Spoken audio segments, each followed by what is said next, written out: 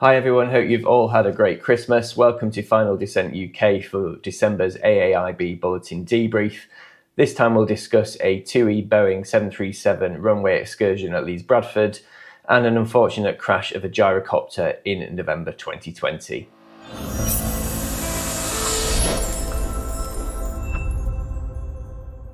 Before we start with the 737 overrun, there are also a few other minor incidents in this month's bulletin, including a Diamond DA40 whose door inadvertently opened in flight and broke away, a Vans S6 with a shattered and detached windscreen mid-flight, and a hot air balloon that made a hard landing in a field after attempting to avoid a cow. Additionally, there are 23 record-only reports included this month. One notable entry involves a Pegasus Quantum microlight. The pilot hand-started the engine due to a low battery, which was successful, but the aircraft began to move away from the pilot and took off before flying out to sea, never to be seen again. Let's discuss the 737 runway excursion at Leeds Bradford. You might recognise the accident aircraft from our previous video, where Golf Tango Alpha Whiskey Delta failed to pressurise on the way to COS only 12 days prior to this overrun incident. This time the aircraft was flying a sector between Leeds and Corfu, and the outbound flight was uneventful. The commander in the left seat was pilot flying for the leg back to Leeds. Leeds Bradford is England's highest airport, with an elevation of 681 feet above mean sea level, and often experiences strong winds. Diversions to Manchester and elsewhere are common. At the time of the incident, Storm Babbitt was passing through northern England, bringing even heavier winds, and the crew had discussed the possibility of diversion to Manchester as part of their approach briefing. On approach to Leeds, the crew attempted to calculate the landing performance using Boeing's tool, but the performance was outside the acceptable limits and the crew requested to hold over Leeds Bradford Airport. Investigators attempted to recreate the situation using the same tool and inputs, but were unable to get the same results as the pilots. Later on approach, the winds were revised by the approach controller, and these were considered to be within acceptable limits. The winds given were 070 at 21 knots, gusting to 37, giving a crosswind component for runway 14 at Leeds of just under 22 knots, but reaching 35 knots in a gust. The landing crosswind limit for a 737-800 with a wet runway is 37 knots, reducing to 17 knots if a poor braking action is reported or to be expected. The crew began an ILS approach to runway 14 and reported that conditions were better than expected. The aircraft was decrabbed using the right rudder and landed within the touchdown zone of the runway. Reverse thrust and auto brake was engaged as expected, but then things started to go a bit wrong. The right rudder input was reduced to neutral 5 seconds after touchdown, and the aircraft began to yaw to the left. The pilot responded to this by adding additional right rudder, which reduced the rate of the yaw. The auto brake was disconnected when the aircraft was still at 107 knots, and there was an 8-second period where no wheel braking at all took place. Reverse thrust was cancelled at 86 knots, and the right rudder input increased. It was periodically reduced to 0, and the aircraft continued to yaw to the left.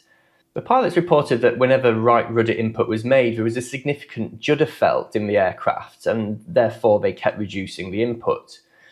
The aircraft approached the edge of the runway to the left-hand side, and the crew attempted to use asymmetric braking and the nose wheel steering tiller to correct the course.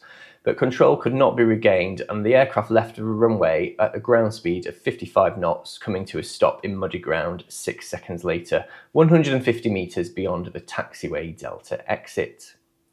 Luckily, there were no injuries to the passengers or the crew.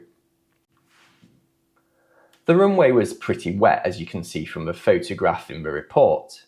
When the AAIB examined the runway after it dried, there were cleaned marks on the runway surface. Such marks can indicate that there was presence of reverted rubber hydroplaning. This is a situation that occurs when a pilot brakes heavily on a wet runway, causing the wheels to lock and skid. The heat from the friction causes the rubber in the tyres to melt, which in turn prevents water from escaping from underneath the tyres, where it heats and turns to steam, lifting the wheel and further worsening the braking action. It does, however, give the runway a good clean, as can be seen from the image in the report. Interestingly, the marks revealed that 840 metres after touchdown, the nose wheels were turned to one side and not in the direction of the aircraft travel. The nose wheels of a 737 can be controlled in one of two ways. First, by the rudder pedals, where the turning is limited to 7 degrees in either direction, and secondly by a hand-operated steering tiller on the left-hand side of the cockpit. This allows the nose wheel to be turned 78 degrees in either direction. The evidence from the tyre marks suggests that the nose wheel was fully deflected to the right whilst the aircraft was still travelling at high speed, which is of course consistent with the captain's attempts to regain control using the nose wheel tiller. The AAIB sent the aircraft flight data to Boeing and asked them to run some calculations to determine what the expected performance of the aircraft might have been under the conditions experienced in the incident. They stated that the braking action would have been expected to be as if the runway was dry, and the data suggested that until the auto brake was disconnected, there was no wheel lock or hydroplaning. They also calculated that a continuous rudder input of between 2 and 3 degrees only should have been enough to keep the aircraft on the runway centreline.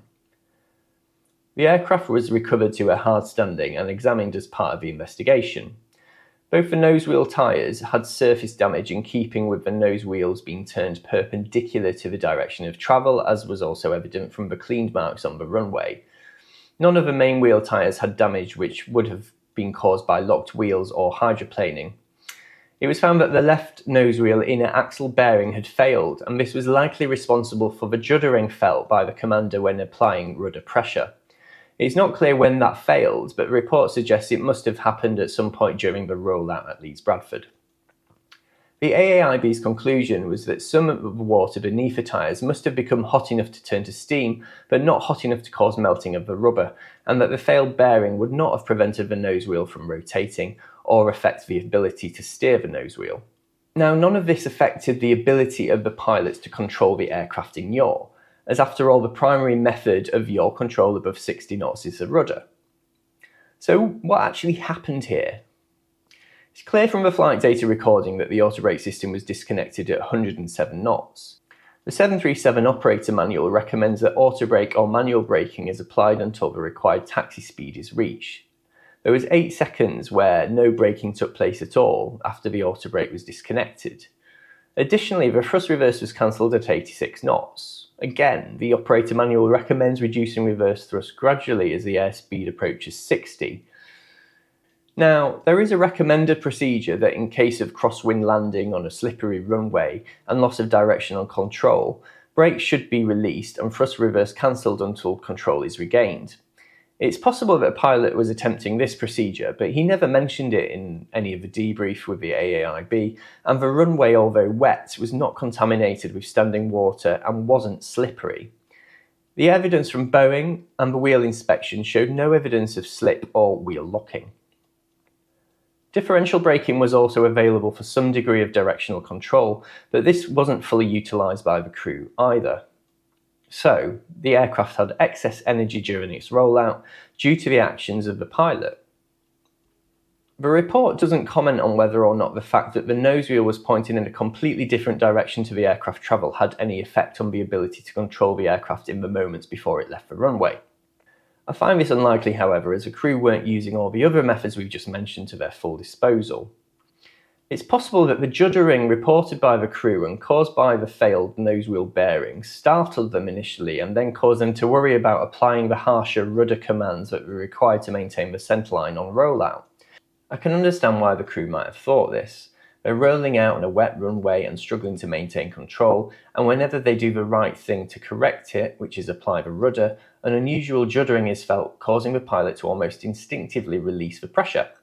While the crew might have been startled by the juddering, the cause of the aircraft leaving the runway was due to the incorrect actions of the crew, both when attempting to slow the aircraft after landing, and their lack of correct response to it yawing away from the centreline. There was a small mechanical failure, but this didn't contribute to the incident except perhaps further influencing the crew's lack of response to the left yaw of the aircraft and the eventual runway excursion. Is Golf Whiskey Delta TUI's unluckiest 737, or is there something more at play here? Do let me have your comments below. We'll now discuss a gyrocopter accident which occurred in November 2020, where the pilot unfortunately lost his life. The student pilot was planning a check flight with an instructor prior to a solo general handling flight as part of PPL training. The 20-minute check flight in the Rotorsport UK Cavalon went well, and the student and instructor briefed for the solo portion, which was then flown without incident. A gyroplane, also known as an autogyro or gyrocopter, is a class of rotorcraft that uses an unpowered rotor to generate lift. Forward thrust is provided by an engine-driven propeller. They're not the same as helicopters, which force blades through air, drawing it from above. Instead, gyroplanes generate lift in the same way as a glider. The free spinning blades turn by auto-rotation. The air moving up through the rotor provides lift rather than an engine spinning the blades. In the UK, they are covered by a separate licence from helicopters and aeroplanes, the PPL-G. The student pilot was also due to fly the following day solo, but the wind forecast was too high for solo students, so the instructor offered him a further solo later that day. On that flight, the gyroplane took off from runway 23 at Inverness Airport and was in contact with air traffic control. The flight appeared to be going well with no reported problems. The gyrocopter made a steep turn at between 30 and 40 degrees of bank, and this was associated with a fluctuating vertical speed. The bank reached an angle of 45 degrees, and shortly afterwards the vertical speed decreased from a positive 278 feet per minute to minus 3,195 feet per minute. At the same time, a radio transmission was recorded on the Inverness approach frequency, which lasted a fraction of a second but could not be confirmed as coming from the gyrocopter. There were two more similar transmissions which carried a high-pitch frequency but no intelligible speech, so weren't helpful to the investigation.